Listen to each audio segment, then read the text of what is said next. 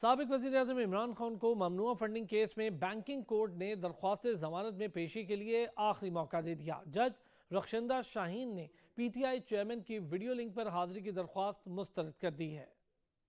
اسلام آباد کی banking court میں سابق وزیراعظم عمران خان کے خلاف ممنوعہ فنڈنگ کیس میں درخواست ضمانت پر سماعت ہوئی۔ بینکنگ کورٹ کی جج رخشندہ شاہین نے درخواست ضمانت پر سماعت کی۔ عمران خان کی درخواست ضمانت پر سماعت کے دوران عمران خان کے وکیل سلمان صفدر نے کہا کہ چیئرمین پی ٹی آئی کی استثناء کی درخواست منظور کرنے کی استدعا ہے۔ عمران خان کو ایک سے زیادہ گولیاں لگی ہیں۔ عمران خان اس وقت نقل و حرکت نہیں کر پا رہے۔ ممنوعہ فنڈنگ کیس میں عمران خان نے کئی بینکوں سے ریکارڈ بھی لینا ہے۔ ایف آئی اے کو کئی بار درخواست کی زمان پاک میں تفتیش کر لیں۔ ایف آئی اے خود نہیں آنا چاہتی تو سوال نامہ دے دے۔ ایف آئی اے سے پوچھیں جنیوا حقائق کو کیوں نظر انداز کر رہے ہیں۔ اسپیشل پروسیکیوٹر رضوان عباسی نے کہا کہ قانون سب کے لیے برابر ہونا چاہیے۔ ایک غریب آدمی پیش نہ ہو تو اس کی ضمانت منسوخ ہو جاتی ہے۔ ایک سابق وزیر اعظم کو ہمیشہ کیوں عدم پیشی پر توسیع دی جائے۔ عدالت نے عمران خان کو شامل تفتیش ہونے کی ہدایت بھی کی تھی۔ عدالت نے مذکورہ بالا ہدایات کے ساتھ کہا کہ عمران خان بے شک میرے سامنے آ کر کھڑے نہ ہو۔ عمران خان نیچے آئیں، حاضری لگوا دیں، اپنا مائنڈ پیشی ظاہر کرنا کہیں یا جو مرضی بتا دیا، نہ آئے تو ضمانت خارج ہوگی۔ وکلاء نے کہا کہ 10 فروری کو ایک اور سماعت بھی ہے، تاریخ کوئی اور دیں، جس پر عدالت کی جج نے کہا کہ میں اپنا آرڈر لکھوا چکی ہوں، تاریخ بدلنی ہے تو درخواست دے، اور سماعت 10 فروری تک کے لیے ملتوی کر دی۔ جبکہ بعد ازاں کیس کے شریک ملزمان طارق شفیع اور فیصل مقبول کے وکیل راجہ قدیر جنجوعہ نے تاریخ تبدیلی کی درخواست دائر کر دی۔